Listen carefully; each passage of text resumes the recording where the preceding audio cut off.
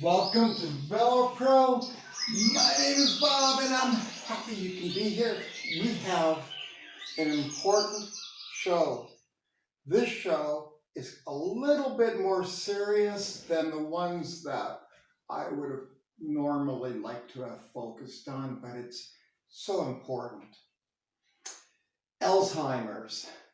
Now, I'm in my mid-60s and Alzheimer's tends to attack people around 65. However, we know that isn't necessarily the case. So let's talk about Alzheimer's a little bit. It's a type of dementia that causes problems with memory, thinking, and behavior. Symptoms usually develop slowly and get worse over time, becoming severe enough to interfere with daily tasks. Alzheimer's is the most common cause of dementia, a general term for memory loss and other cognitive abilities serious enough to interfere with daily life. Alzheimer's disease accounts for 60 to 80% of dementia cases. Alzheimer's is not a normal part of aging.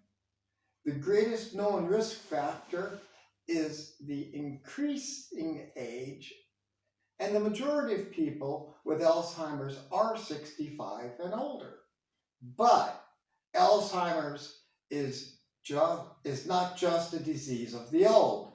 Approximately 200,000 Americans under the age of 65 or younger have onset Alzheimer's disease, also known as early onset Alzheimer's.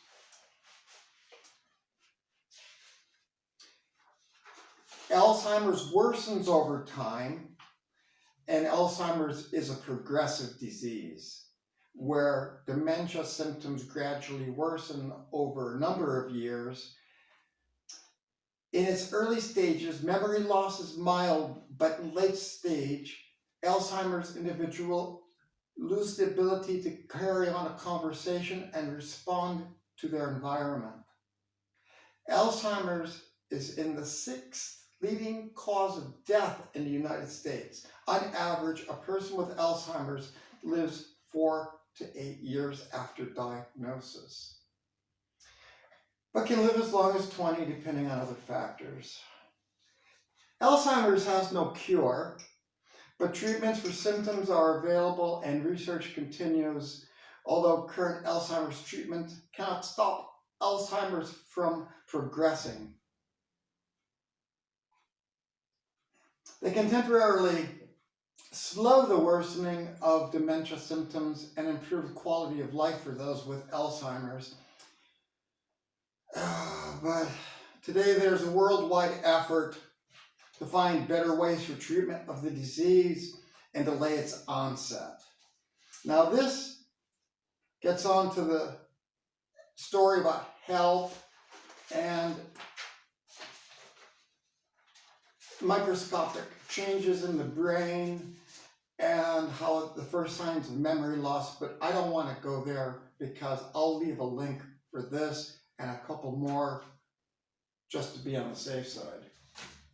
What I do want to talk about is Pfizer, because they had a drug called Enbrel in 2015, and Pfizer knew that its drug could prevent Alzheimer's and did nothing according to the Post.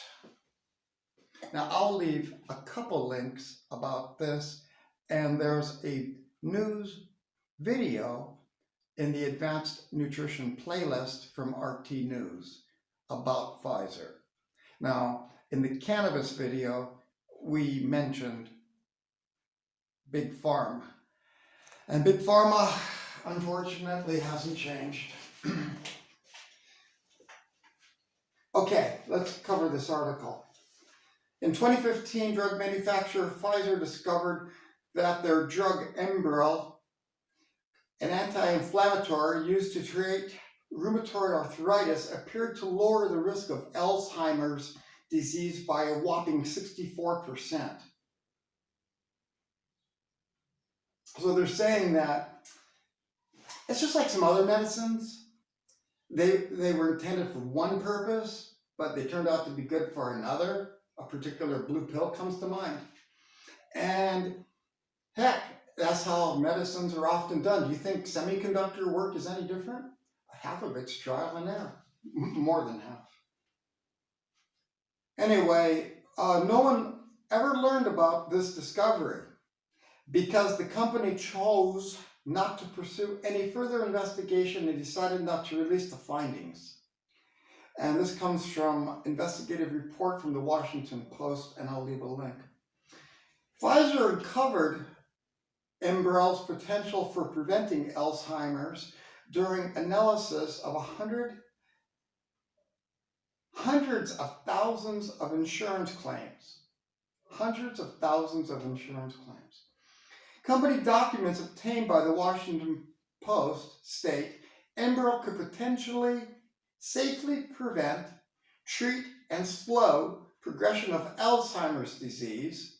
However, figuring it out if the drug would actually have that effect in people at risk of the disease would require an $80 million clinical trial. Hold on.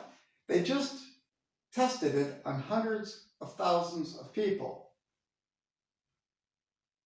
I'm confused. Why didn't Pfizer release its findings about Enbrel? And did they have a moral obligation? Okay, this is not a commentary. After 3 years of internal debate, Pfizer decided against the trial despite recommendations from researchers in the company's division of inflammation and immunology. They also decided to keep their findings mum, and I'll leave a link. I'll leave a couple links. That's enough. I gotta go. Thanks for watching. Maybe the birds are still here. Yes. Thanks for watching.